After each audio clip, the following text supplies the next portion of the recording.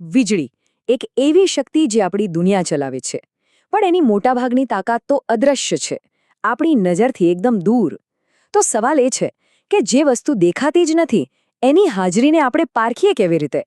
ચાલો આજે એક સાવ સાદા પણ જબરદસ્ત સાધન ઇલેક્ટ્રોસ્કોપની મદદથી આ રહસ્ય પરથી પડદો ઉઠાવીએ. અને હા, એ પણ સમજીશું કે આ નાનકડી જાણકારી આપણા ઘરને સુરક્ષિત રાખવામાં કેટલી મોટી ભૂમિકા ભજવે છે.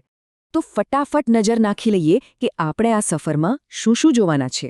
સૌથી પહેલાં આપણે ઇલેક્ટ્રોસ્કોપ નામના એક સાધન સાથે મુલાકાત કરીશું. પછી સમજીશું કે વીજભાર એટલે કે ચાર્જ એક જગ્યાએથી બીજી જગ્યાએ કેવી રીતે જાય છે. અને છેલ્લે આ બધું જ જ્ઞાન આપણા ઘરોની સેફટી માટે કેટલું જરૂરી છે એ અર્થિંગના કોન્સેપ્ટથી જાણીશું. ચાલો ત્યારે શરૂઆત કરીએ. આપણો સૌથી પહેલો અને સૌથી મોટો સવાલ, સ્થિર વીજળી જેવી અદૃશ્ય શક્તિને આપણે આખરે જોઈ કેવી રીતે શકીએ? અને આ સવાલનો જવાબ છે આપણો આજનો હીરો, ઇલેક્ટ્રોસ્કોપ. આ કોઈ જાદુઈ સાધન નથી, પણ એકદમ સરળ વિજ્ઞાન છે. એ આપણને બતાવી દે છે કે કોઈ વસ્તુમાં વીજભાર છે કે નહીં, અને પણ એક નાના અમથા સંકેતથી. અહીં જુઓ, આની રચના કેટલી સરળ છે. એક કાચની બરણી છે જેની અંદર એક ધાતુનો સળિયો છે, અને એ સળિયાના નીચેના છેડે એલ્યુમિનિયમ ફોઇલની બે એકદમ પાતળી, હલકી પટ્ટીઓ લટકી રહી છે. બસ આટલું જ, પણ આ સાદી રચના વીજભાર માટે બહુ જ સંવેદનશીલ છે. હવે એક મજેદાર વાત પર આવીએ. આ જે વીજભાર છે ને, એ ક્યારેય એક જગ્યાએ શાંતિથી બેસી નથી રહેતો. એ તો હંમેશા એક વસ્તુમાંથી બીજી વસ્તુમાં કૂદવાની તક શોધતો જ રહે છે. પણ આ મુસાફરી કરવા માટે એને એક રસ્તો જોઈએ, બરાબર? વિજ્ઞાનની ભાષામાં આપણે એને સુવાહક કહીએ છીએ. એટલે કે એવી વસ્તુ જે વીજળીને પોતાનામાંથી પસાર થવા દે. આપણા ઇલેક્ટ્રોસ્કોપમાં પેલો ધાતુનો સળિયો જ એ વીજભાર માટેનો સુપર હાઇવે છે. હવે ધ્યાનથી જોજો. જેવો કોઈ વીજભારવાળો સળિયો ઇલેક્ટ્રોસ્કોપના ઉપરના છેડાને અડે છે, તરત જ એ વીજભાર જાણે કે લિફ્ટમાં બેસીને ધાતુના સળિયા પરથી સરકીને સીધો નીચે પેલી એલ્યુમિનિયમની પટ્ટીઓ સુધી પહોંચી જાય છે.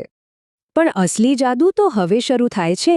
વીજભાર પટ્ટીઓ સુધી તો પહોંચી ગયો, પણ એ પછી એવું તો શું થાય છે કે આપણને ખબર પડે કે ત્યાં વીજભાર હાજર છે?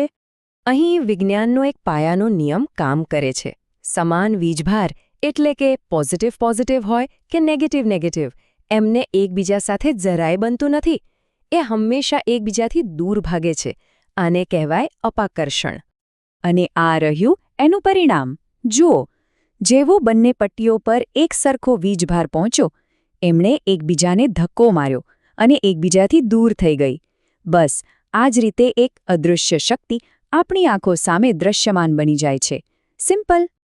સારું, તો આપણે વીજભારને શોધી કાઢ્યો, પણ આ શક્તિને કાબૂમાં લેવી પણ એટલી જ જરૂરી છે. તો સવાલ એ છે કે એને શાંત કેવી રીતે કરવી? ચાલો હવે આ રહસ્ય પરથી પણ પડદો ઉઠાવીએ.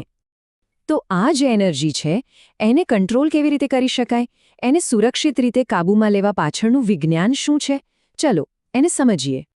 આના માટે આપણી પાસે બે શબ્દો છે, ડિસ્ચાર્જ અને અર્થિંગ. ડિસ્ચાર્જનો સીધો મતલબ છે વીજભારનું વહી જવું, ખાલી થઈ જવું. અને અર્થિંગ એ જ સિદ્ધાંતનો એક બહુ જ સ્માર્ટ ઉપયોગ છે. એમાં આપણે વધારાના વીજભારને એક સુરક્ષિત રસ્તો આપીને સીધો જમીનમાં એટલે કે પૃથ્વીના પેટાળમાં મોકલી દઈએ છીએ.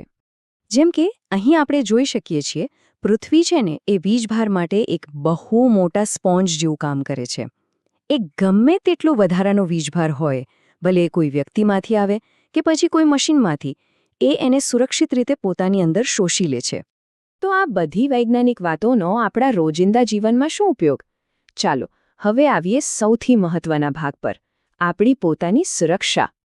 આ સવાલ ભલે સાદો લાગે, પણ એ બહુ જ ગંભીર છે. કેમ કે આ ખાલી વિજ્ઞાનનો પાઠ નથી. આ આપણા અને આપણા પરિવારની સુરક્ષાનો સવાલ છે. અને જવાબ છે આ સિસ્ટમ, જેને આપણે અર્થિંગ કહીએ છીએ. આ ચિત્રમાં બતાવ્યા પ્રમાણે ઘરની અર્થિંગ સિસ્ટમ વીજળી માટે એક ઇમરજન્સી એક્ઝિટ જેવું કામ કરે છે. માની લો કે કોઈ ઉપકરણમાં ગડબડ થઈ, તો ખતરનાક વીજ પ્રવાહ આપણા શરીરમાંથી પસાર થવાને બદલે સીધો આ અર્થિંગના વાયર દ્વારા જમીનમાં ઉતરી જાય છે, અને આપણે બચી જઈએ છીએ. એટલે જ અર્થિંગને જીવન રક્ષક કહેવામાં આવે છે. એ ફક્ત આપણા ફ્રીજ, ટીવી જેવા મોંઘા સાધનોને જ નથી બચાવતું, પરંતુ સૌથી અગત્યનું એ આપણા જીવને પણ ઘાતક ઇલેક્ટ્રિક શોકથી બચાવે છે. સાચું કહું ને તો એ આપણા ઘરની સુરક્ષા સિસ્ટમનો સૌથી મહત્વનો પણ એક અદૃશ્ય હીરો છે. તો આજે આપણે વીજભારની એક નાનકડી પણ અજાયબ દુનિયામાં ડોકિયું કર્યું. આ આપણને વિચારવા પર મજબૂર કરે છે કે આપણી આસપાસ ગુરુત્વાકર્ષણ અને ચુંબકત્વ જેવી બીજી કેટલી અદૃશ્ય શક્તિઓ છે જે દિવસ-રાત ચૂપચાપ આપણા વિશ્વને ચલાવી રહી છે અને આકાર આપી રહી છે. આ વિચાર સાથે આજની આપણી આ વિજ્ઞાન યાત્રા અહીં સમાપ્ત કરીએ.